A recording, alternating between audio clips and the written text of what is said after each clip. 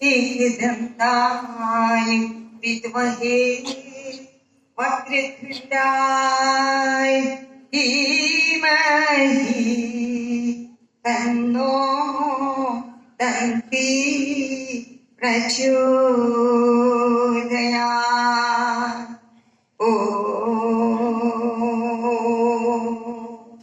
तत्पुरुषाय विद्महे महादेवाय धीमहि तन्नो रुद्रः प्रचोदयात्। ॐ नारायणाय विद्महे वासुदेवाय धीमहि तन्नो विष्णु प्रचोदयात्। ॐ देव्यै ब्रह्माण्यै विद्महे महाशक्त्यै च धीमहि तन्नो देवी प्रचोदयात्। હવે બીજાને યાદ નથી કરતા, દેવીઓને યાદ કરી દીધી એટલે બધું આવી ગયું. બહુ વિચારવા જેવી વાત છે.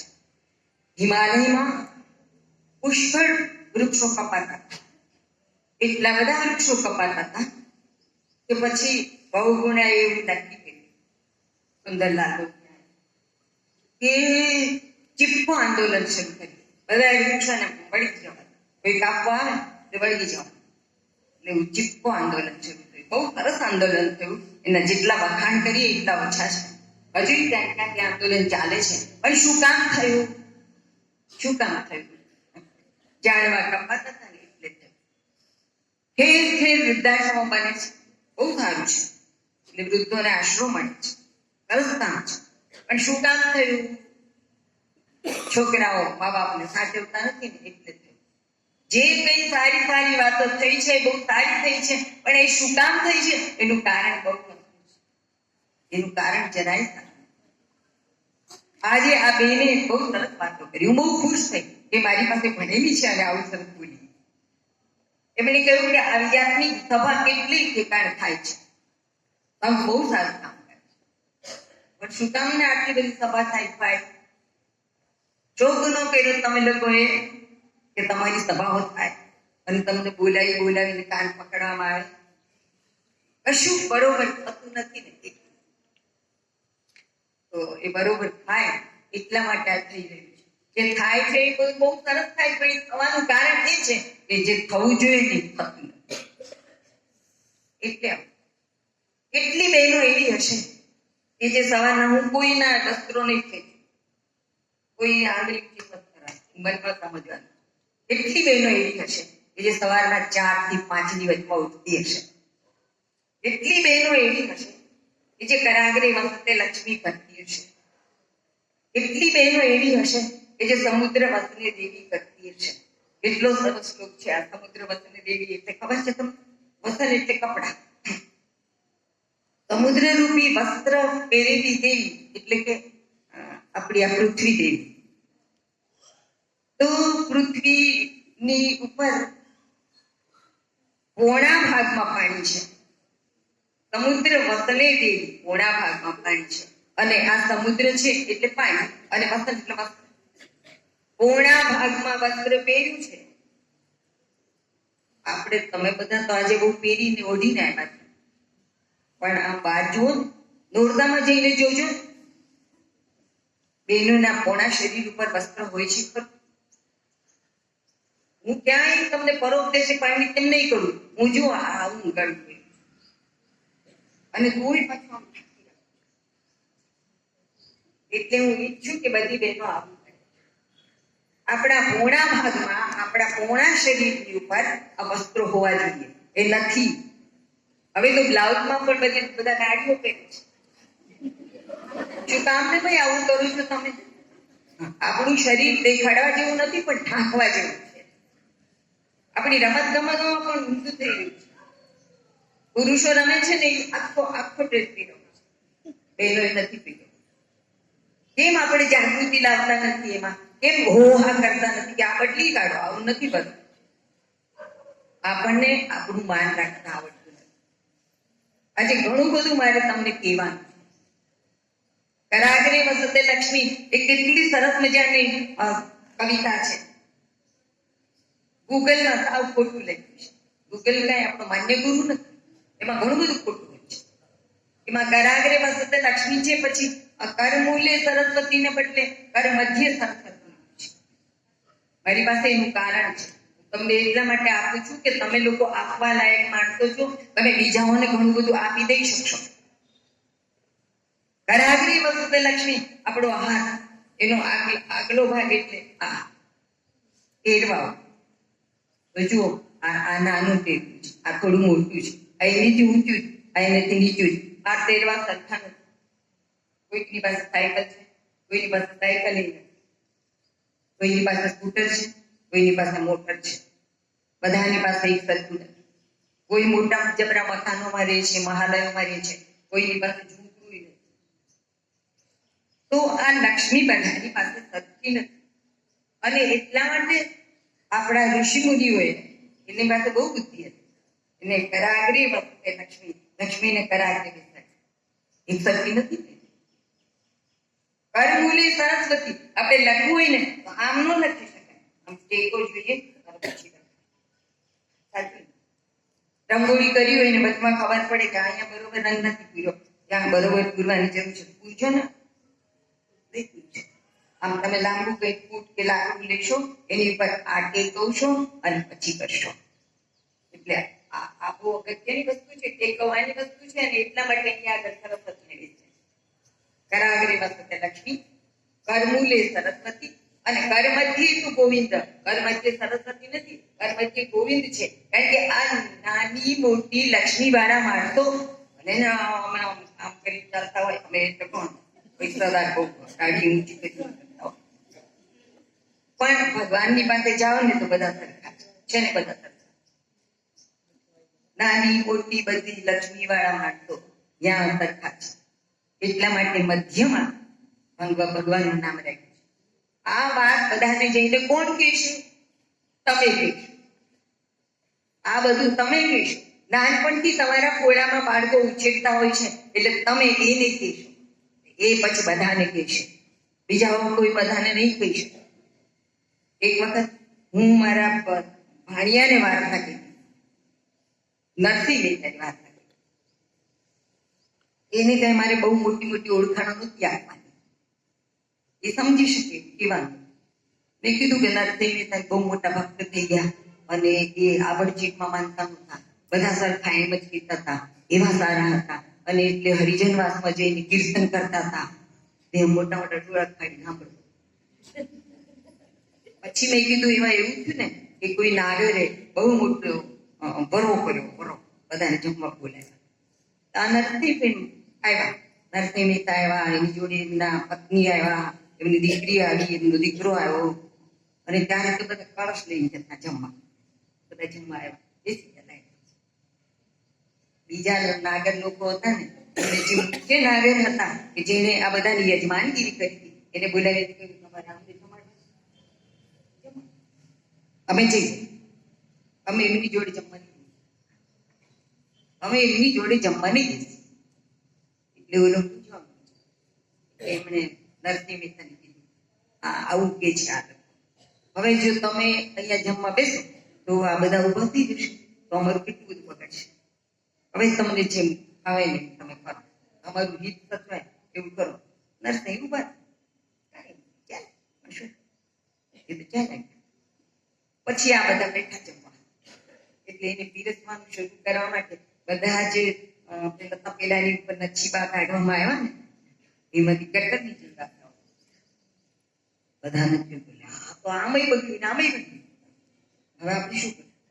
એટલે કોઈક ડાયા માણસે, ઘરડા માણસે એમ કહ્યું કે આપણે એના ભગવાનના ભક્તને ઉઠાડી દીધું ને, એટલે ભગવાન આપણી ઉપર નારાજ થયા છે, એટલે આવું થયું છે. કોઈ એમને જઈને બોલાવ્યો તો આ વાત બધું સરસ થઈ જાય. એટલે જેમણે એમને થાળી મૂક્યા હતા ને યજમાન પોતે જ ગયા અને એમની માફી માંગીને કહ્યું અમારી ભૂલ થઈ ગઈ, અમારું બધું તૂટી ગયું છે, હવે તમારે અમારું સુધારવું હોય તો તમે પાછા આવો ને જમવા. એટલે મેં પેલા બાબા મેં કીધું તું શું કર, આમ આમ એવા આવે ગાડી મૂકી પીધા અને પછી કે આવો તું શું કર. હું એમ કહું બગડી એટલે આવ્યા છો ને, ક્યાંથી આવ્યા, અહીંથી આવ્યા ને, આથી જાઓ. પછી કે ના ના ઉભા હું તો નર્સરી હોઉં તો હું એવું ન કહું, હું તો જાઉં જમવા જાઉં અને એ લોકોનું જાઉં. એટલે મેં કીધું લાલા થોડી વાર ઉભો થા, થોડી વાર ઉભો થા. મેં મારે તારા ચરણની વંદના કરી છે. એ તો 1 મિનિટ માટે તો નર્સરી છો એવી કલ્પના કરી શકું. હવે આવી કલ્પના તો આખી જિંદગી કર્યા કરીશ તો જગતને એક મોટો મહાત્મા મળશે. એટલે મારે તને પગે લાગે. શું કહ્યું મેં, શું કહ્યું મેં, એક મહાત્મા ઉભો કર્યો. બધી જ બહેનોને વાર્તા કહેતા આવડવી જોઈએ, એટલા માટે આવડવી જોઈએ કે એ એક મહાત્માને ઉભો કરી છે.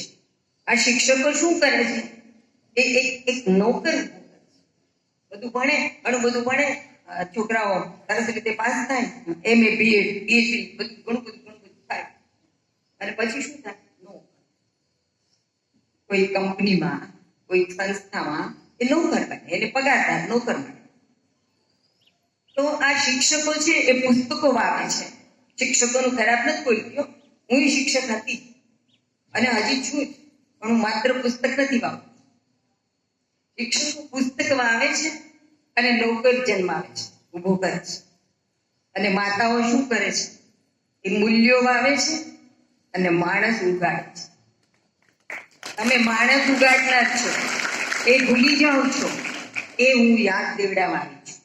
શિક્ષકો શું કરે છે, પુસ્તકો વાવે છે અને નોકર ઉગાડે છે. માતાઓ શું કરે છે, મૂલ્ય વાવે છે અને માણસ ઉગાડે છે. આપણે માણસ ઉગાડે, કોઈને કાંઈ ખબર નથી. મોટા થયા એટલે પરણવાનું છે, પરણ્યા પછી બાળકો ઊભા કરવાના છે. પછી બાળક માંદું નહીં પડવું, રાજુ મરવું નહીં જોઈએ, બસ એટલું, બીજું કાંઈ ધ્યાન રાખવાની જરૂર નહીં. એ બહાર જઈને સીટી મારતો હતો, એ આપણે ધ્યાન રાખવાની જરૂર. આપણે કાંઈ કરતા મોટો થવો જોઈએ, જીવવો જોઈએ. આટલું જ માણસો સમજે છે. મા બાપો બધા અત્યારે આટલું જ સમજે છે. તમે આટલું જ ના સમજો, પણ એવું સમજો કે આપણે નરસિંહ જન્માવાનું છે, આપણે કોઈ મૂલ્યવાન માણસ જન્માવાનો છે, આપણે કોઈ મહાન માણસને જન્મ આપવાનો છે. આવું સમજુ ને તો હવેની પ્રજા બહુ સારી થાય, સીટી મારનારી ન થાય, કપડા ટીપનારી ન થાય, બળાત્કાર કરનારી ન થાય. આવી જાગૃતિ બહેનોમાં લાવવાની જરૂર છે. હવે તમે તો છાપા વાંચતા હશો, લવ જેહાદ ચાલે જ ને, આપણી છોકરીઓ કોઈ મુસલમાનની જોડે પરણેલી જાય. છોકરીઓને મારે પૂછવું છે કે તમને એવું છે મનમાં કે તમારા મા બાપ તમને લઈ પરણાવે? એવું બધાને ગોળી જ દેવાના છે, બધાને પરણાવવાના જ છે. તમને કોઈને નથી પરણાવવાના, ઉભા રાખી દેવાના છે એવું નથી. તો પછી શું કામ ને ગમે તેની જોડે ભાગી જાવ છો ભાઈ? આપણને આપણા ધર્મની પડી નથી. બહુ મોટા મોટા માણસોને ત્યાં પણ આવું આવું બન્યું છે. એટલે બિચારાને શરમ લાગતી હોય છે, પણ શું કરે, એ પણ જમાઈના ગુણગાન ગાવામાં શું કરે. એટલે છોકરીઓને એક છોકરીઓને જઈને કહો કે છોકરાઓની સામે આંખો શું કામ લગાડો છો? મારી 80 વર્ષની ઉંમર થઈ, મેં કોઈને પ્રેમ કર્યો નથી. એ આપણે ધંધો જ નથી, આપણે ધંધો જ નથી. આપણે કરવાનું મોટા થશું અને ત્યારે પરિણામમાં જેવડા થશું ત્યારે મા બાપ પરણાવી દેશે અને આપણે તો પરણવું જ નથી. એટલે આપણે તો એક ઉનાળામાં ટાંટીઓ જ મૂકવો નથી. તો પછી બાજુ આગ જ કામ. માણસની પાસે સિદ્ધાંત હોવા જોઈએ, પહેલેથી સિદ્ધાંત હોવા જોઈએ. ભગવાને ગીતાની અંદર આપણે માટે 7 સુંદર મજાના ગુણો મૂક્યા છે. એટલે તો આ લોકો સપ્ત લઈને બેઠા છે. સપ્તશક્તિ શબ્દ એ લોકો ક્યાંથી લાવે છે? 10મા અધ્યાયમાં જેનું નામ વિભૂતિ યોગ છે, ભગવાને એવું કહ્યું છે કે જે કઈ ઉત્તમ છે ને એ બધું હું છું. જે કઈ ઉત્તમ છે ને એ બધું હું છું. સ્ત્રીઓમાં પણ 7 ગુણો હું છું. શ્રી વાક્ય નારીના કૃતિ મેધા કૃતિ શબ્દ. યાદ રાખજો, આ 7 ગુણો યાદ રાખજો અને રોજ પૂછજો કે આપણી અંદર આવ્યા. કીર્તિ, આપણામાં કીર્તિ જોઈએ. અમારે આજે મૌન થાળ કરવો છે. પેલા બેનને આવડતો જ હોય, એને તો આવડતું ત્યારે કીર્તિ હોય કે આપણને આવડતું જ. એમની ખાંડવી આવડતી છે, ઓહો આવડતી જ હોય. આ કીર્તિ છે. રાંધવા માટે આપણી કીર્તિ. પેલું સ્તોત્ર આજે ગવડામાં છે પણ મને તો નથી આવડતું. પેલાને આવડતું છે, ઓય આવડતું જ હોય. આવી કીર્તિ હોવી જોઈએ. આપણને તો કઈ આવડતું નથી. નો ચાલે. કીર્તિ એટલે શું એની જ આપણને ખબર. ચાલ્યા જતા હોય તો કોઈ કીર્તિ મારે, હા આપણી કીર્તિ. પેલા વચમાં એક રેખાઓ નીકળી. તો જેટલી રેખાઓ હતી ને બધા હોય. પછી નક્કી કર્યું કે રેખા નામ નહીં પણ. એટલે કેવું આ જગત કેટલું ભયંકર છે. અમારા ઘરની આજુબાજુમાં એક જગ્યાએ પાર્ક છે, બેબી એની ન રાખી ન, એટલે એ લોકોએ નામ કાઢ્યું નીવા. એટલે મારેથી રહેવાનું. એટલે મેં એને કીધું નીવા એટલે શું? મને કે નીવા એટલે આ નર્મદા નદી. ખોટી વાત છે. નીવા એટલે કાંઈ નહીં. ડિક્શનરી ખોલી જુઓ. મને કે અમે એક બહુ મોટા પંડિતને પૂછ્યું, એમણે કીધું કે નીવા. મેં કીધું હું મોટો પંડિત અને મારીથી મોટો પંડિત એટલે ડિક્શનરી. સંસ્કૃત ડિક્શનરી કાઢો, ગુજરાતી ડિક્શનરી કાઢો, કોઈ જગ્યાએ નીવા એટલે રેવા નદી લખી નથી. અને કોઈ જગ્યાએ રીવા એટલે રેવા એવું લખ્યું. રેવા નામ જૂનવાણી લખ્યું ને એટલે કોઈ રેવા નામ. બાકી રેવા એટલે નર્મદા, નર્મદા એટલે રેવા, રીવા એટલે કાંઈ નહીં. મેં કીધું હવે આ નાની છોકરી તો મોટી થશે એટલે તમે એ જ છીએ ને, નીવા, નીવી, નીવી, નીવ્યા બધું કહેશો. મેં કીધું તો હું તમને કહી દઉં કે આ નીવા છે ત્યાં સુધી ઠીક છે, પણ જો એ નીવી થઈ જશે ને તો બહુ ભયંકર વાત થશે. નીવી એટલે સ્ત્રીઓના ચણિયાની દૂધી પાસે વળાતી ગાય. માન્ય છે આ નામ. જાણ્યા કાર્ય વિના મત પડી દો. પૂછો તો ખરા, 5 જણાને પૂછો તો ખરા. ડિક્શનરી ઉગાડો, સમજીને નામ રખાય. એક છોકરીનું નામ હતું રીતા. મને કે બેન મારા નામનો અર્થ છે. મેં કીધું મૂળ શબ્દ છે રીતા. રીતા એટલે ખાલી અને એમાંથી થયું રીતા. હવે તારે શેમાં ખાલી? બુદ્ધિમાં, પૈસામાં, શેમાં ખાલી? બિચારીએ નામ ગરીજી બદલે રીતા નામ. મારી પાસે એક છોકરો બનતો હતો, એનું નામ હતું વૃજિન. પછી આંબે નીચે, પછી જરસભાઈ અને નોકડો વૃજિન. મેં કીધું આ વૃજિન એટલે? મને કે વ્રજમાં રહેનારો કૃષ્ણ ભગવાન. મેં કીધું બેમ મારે શું ના, એ વ્રજીન હોય, એ વૃજિન ના હોય. આ વૃજિન એટલે પામ. એના ડોળામાં ભેદભાવ મને દેખાડ્યો. મારો સાહેબ મને દેખાડ્યો. મારો સાહેબ એટલે ડિક્શનરીમાં દેખાડ્યું વૃજિન એટલે પાપ. પેલું ગીતામાં ભગવાને દેખ્યું વૃજિના જ્ઞાન દ્વારા વૃજિનને એટલે પાપને કરી શકશે. રોવા જ પછી 8 મારે નો કીધું તો સારું છોકરો આવ્યો. 8 દિવસ પછી આવ્યો. કીધું ક્યાં ગયું? મને કે ભારે જ કરી નાખી તમે આ નામનો અર્થ કહી. મેં ઘરે જઈને બધાને અર્થ કીધો તો કે આ નામ બદલી કાઢે. પછી કે હું જન્મો તો ત્યારે જ્યાં આગળ નામ લખાયું હોય ત્યાંથી શરૂ કરીને આજ દિવસ સુધી જ્યાં નામ લખાયું આમ નામ બદલે. પાપ તો રખાય નહીં નામ. જો તમે ક્યાંથી જાગૃતિ તમારી આપવી જોઈએ, તમારું ત્યાં તમારે જે બાળક જન્મે ને એનું નામ પાડો ને ત્યારથી તમે જાગૃત હોવા જોઈએ. અમારા ઓળખીતામાં છોકરીનું નામ છે ખલાસ. મેં કીધું અહીંયા તારું નામ શું છે? મને ફલાશા. મેં કીધું પરણી જાય થોડાક વર્ષો પરણી ત્યારે તારા વન ને ગીતા વાંચવાનું. કારણ કે ગીતામાં ભગવાને ફલાશા છોડવાનું કહ્યું છે. ફલાશા છોડવાનું. ફળની આશા ના રાખો. સારા કામ કરો પણ ફળની આશા ના રાખો. ફલાશા છોડવાનું કીધું છે. છોડી દઈશ. એવું વિચિત્ર છે. જુઓ તમે, નામ પાડવામાં પણ તમારી બુદ્ધિનો ઉપયોગ થવો જોઈએ. પણ આપણે બુદ્ધિ જ ક્યાં છે? દીવાને આવું નામ પાડીએ છીએ. એટલે તમે લોકો જાગૃત થાવ ને એટલે તો મને અહીંયા બોલાવવામાં આવે છે. એટલે તમને માથું લાગે તો ઘરે જી 2 રોટલા વધારે ખાવા. પણ જાણવું જોઈએ કે નામ પાડતી વખતે પણ આપણી પાસે જ્ઞાન હોવું જોઈએ. ગમે તે નામ ન પાડે.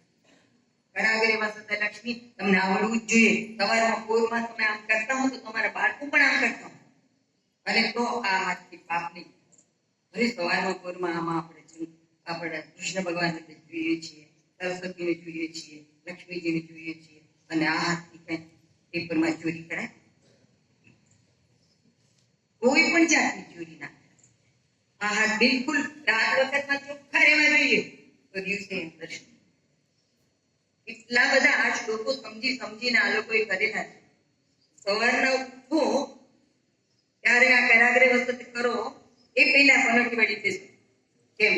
નાનકડો ધ્રુવ હતો ને, 6 વર્ષનો હતો ને, ત્યારે એને ભગવાનનું દર્શન થયું. અને ત્યારે એ સરસ મજાનો શ્લોક બોલ્યો. યોન્થા પ્રવિશ્ય મમ વાચમિમાં પ્રસુપ્તા સંજીવયત્ય કિલ શાક્તિધરા વધામ્ના અન્યશ્ચ હસ્તચરણ શ્રવણત્વગાદિં પ્રાણાન નમો ભગવતે પુરુષાય તુભ્યં. આવો સરસ શ્લોક બોલ્યો.